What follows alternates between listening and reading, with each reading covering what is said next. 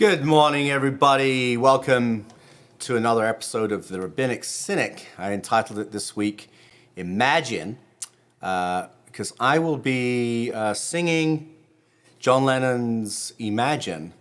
And imagine there's no heaven. You would not think that maybe this song represents Jewish values. But John Lennon brings up three interesting points in his lyrics.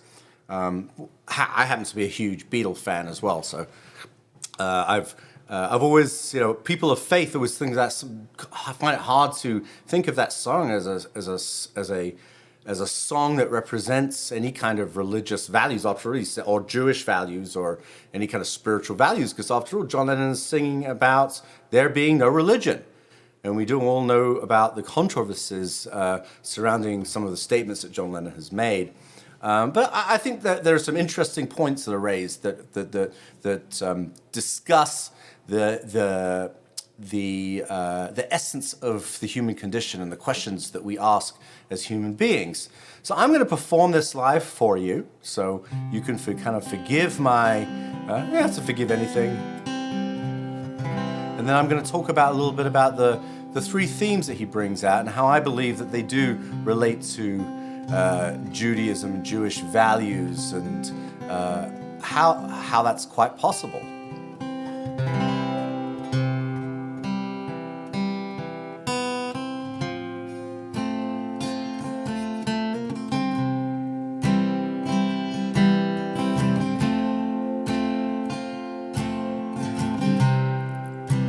Imagine there's no heaven. It's easy if you try. No hell below us. Above us only sky. Imagine all the people living for today. Imagine there's no countries. It isn't hard to do. And nothing to kill or die for. And no religion too. Imagine all the people living life in peace. You may say I'm a dreamer, but I'm not the only one. I hope someday you join us and the world will live as one.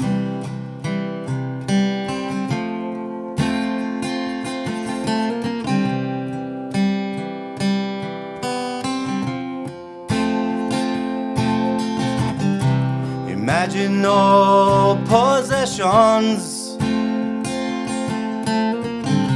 I wonder if you can. No need for greed, no hunger. A brotherhood of man. Imagine all the people living for today.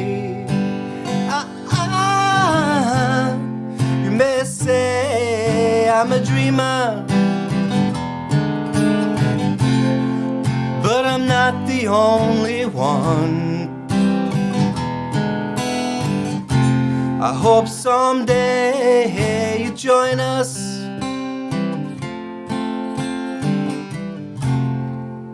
and the world will live as one.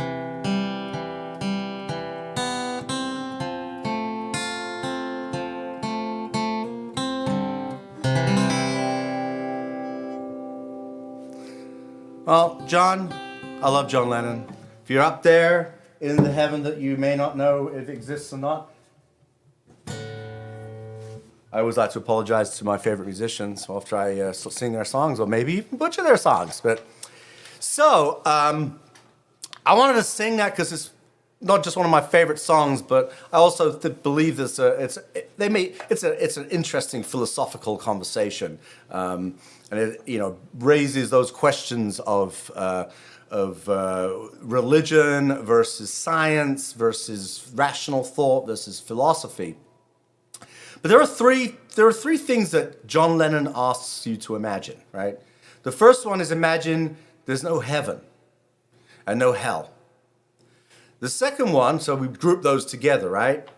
The second one is imagining that there's no countries, right? It's just a brotherhood of man. Now, John was not the first one, Lennon was not the first musician to speak about that. After all, anyone that knows, if you read the lyrics to Beethoven's Ode to Joy, to Beethoven's Ninth Symphony, Beethoven taking the poetry of Goethe, I believe Goethe, if you can correct me if I'm wrong, John Lennon taking that poetry, Beethoven uses this idea of the brotherhood of man, brotherhood of human beings, right? So John Lennon is tapping into his, he sang Roll Over Beethoven, now he's alluding to Beethoven as he was more mature.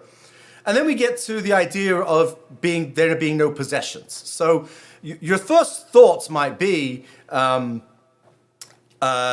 possessions, oh, he's a communist, he's just talking about communism. But he's not really talking about communism, right? He's talking about this idea, after all, Yoko is quite the business person, and John was also about making money. So John was definitely a capitalist. But what he's talking about is this idea that there is the food insecurity. There's an allusion to this food. We call it food insecurity now, but he talks this idea of greed and hunger. So these are universalistic concepts, right? And there are rabbis that discuss this song, and they talk about this concept of universalism versus particularism. So what does universalism means that we have a much broader view of the world. Particularism is to kind of go more introverted and say, I'm just kind of stuck to my own position, right? So John, this obviously is a song about universalism. So does universalism necessarily contradict the particularism? Right? Do we say that Judaism itself is a universalistic religion, or is it a particular religion that looks more inward, that is just more about kind of keeping to ourselves? Which may be true for some sects of Judaism, but I'd like to argue that it's not. That Judaism is a religion, or is a universalistic religion. And when we think about it in those terms, you also have to imagine that. The first dreamer was Abraham. The first dreamer mentioned in the Bible was Abraham. He was a dreamer. Who else was a dreamer? Jacob was a dreamer, right? Jacob called to Pharaoh. He said, listen to Jacob and let's hear what comes of his dreams. Let's hear what comes of this dreamer, right? That was always that argument made against Jacob. People resented him for it, right? His brothers said it. I apologize. His brothers said, let's see what happens to it. Turns out his dreams were true. But we see lots of dreamers in the Torah.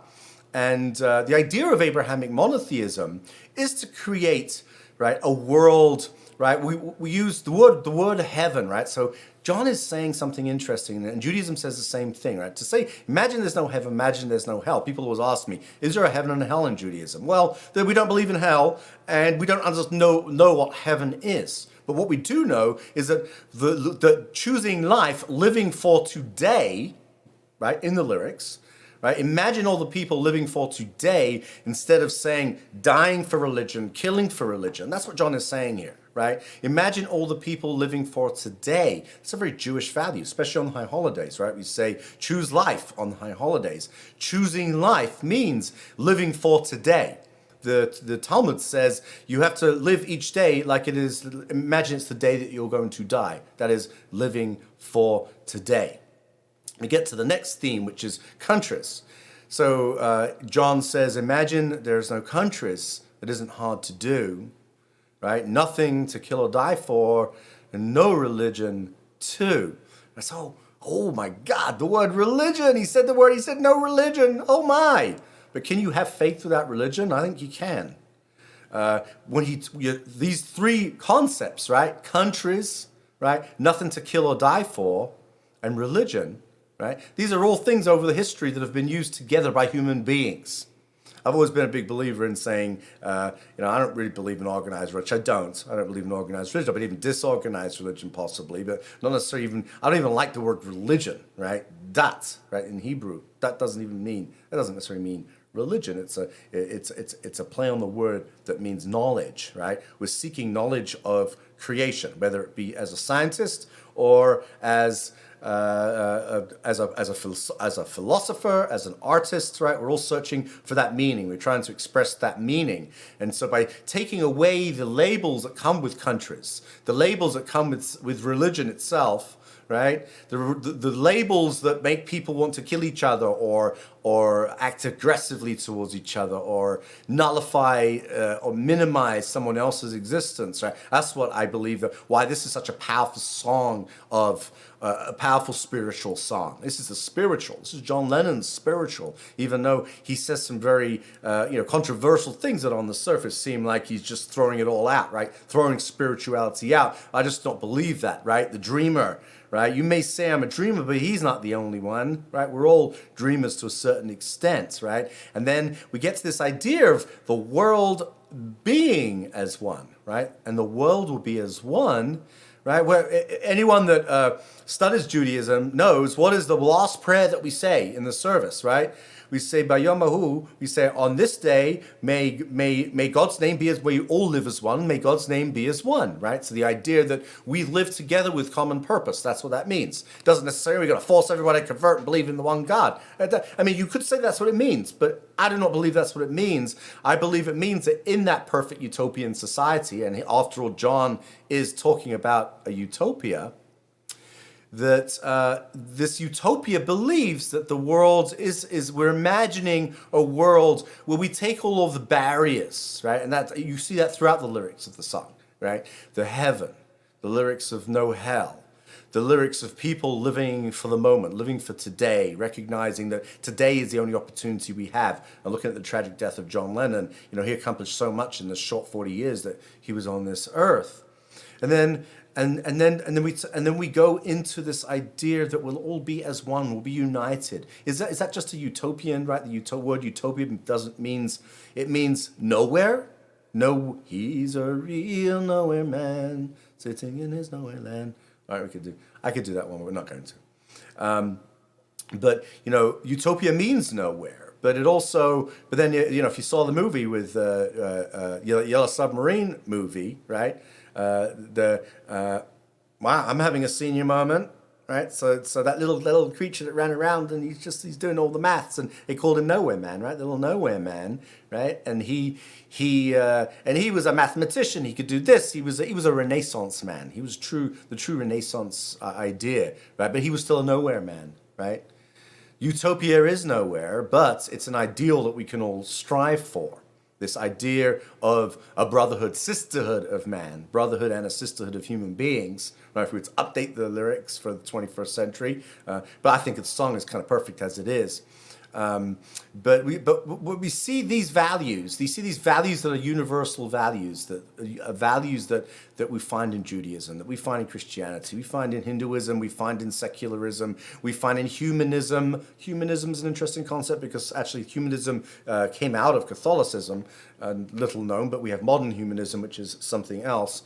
But all of these are concepts. These are all concepts that are universalistic concepts. And Judaism itself was one of the first religions to look outwards and say, we are the chosen people to be a light unto the nations, to bring that light of universalism, to recognize the divine image in every human being. It means we're not looking up at heaven at the sky. We're looking at the here and now of where we live and how we can influence the world. What can we do to influence the world? You're a dreamer, we're all dreamers. Let's be dreamers this Elul. Let's be dreamers this year. as we're coming to the Jewish New Year, coming up to Thanksgiving and the secular New Year, right? So let's be dreamers and imagine a world that doesn't have the threats of a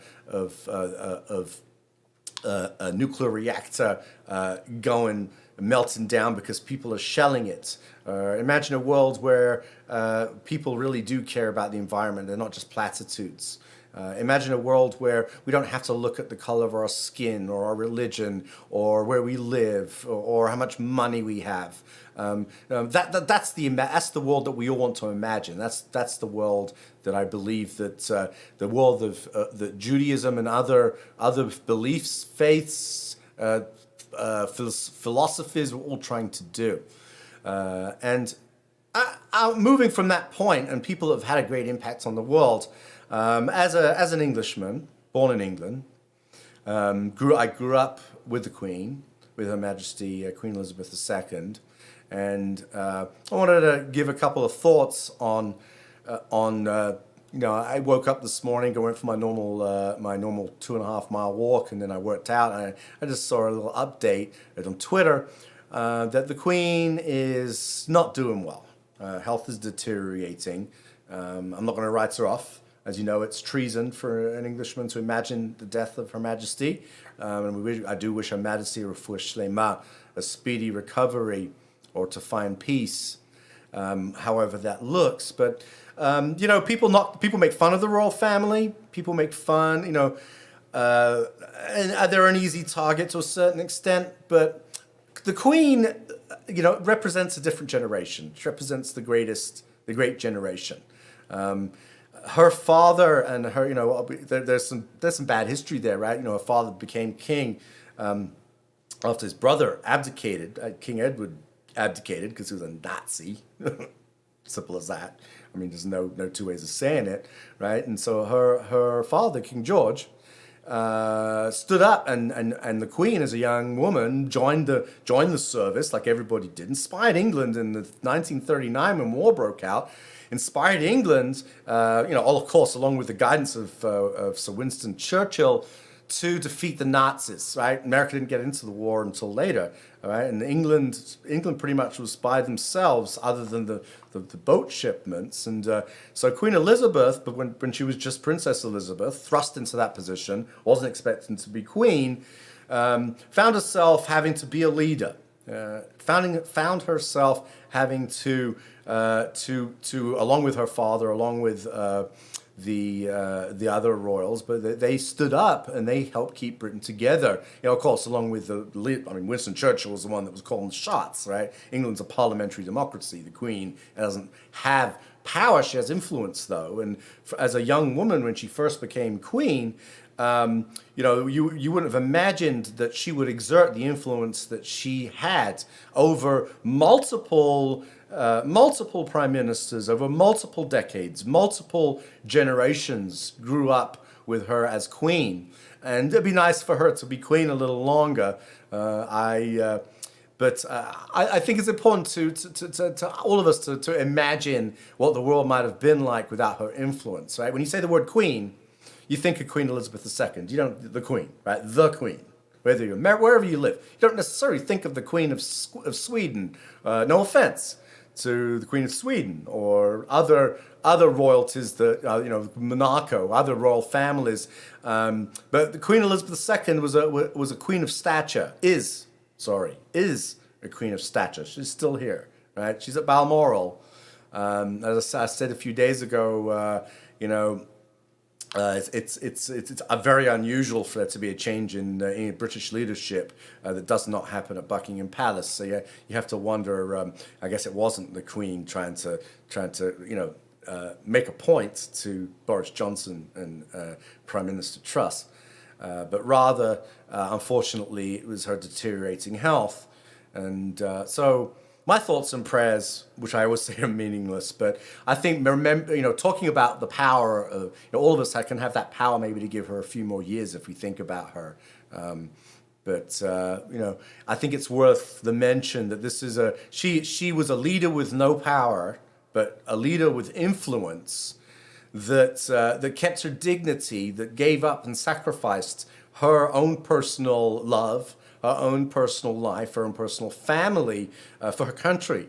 And we're all grateful for that. Those of us, whether or not you agree that there should be a monarchy in England or not, I'm of two minds. I'm not convinced that whenever that might be, that the Queen, when the Queen is no longer here with us, whether or not the next generation of royals are going to have that same power is just going to be like, oh, the King of England, the King of England, the King. Are we going to think of it in the same way as we talk about the Queen? That's a good question. Put your comments in there, how you think about that. But on that note, I'm going to blow the shofar. I sang my John Lennon song, but I'm going to blow the shofar for this high holidays, and I want to wish Her Majesty, the Queen, a speedy recovery. May her family find peace, and my heart is with the country of my birth.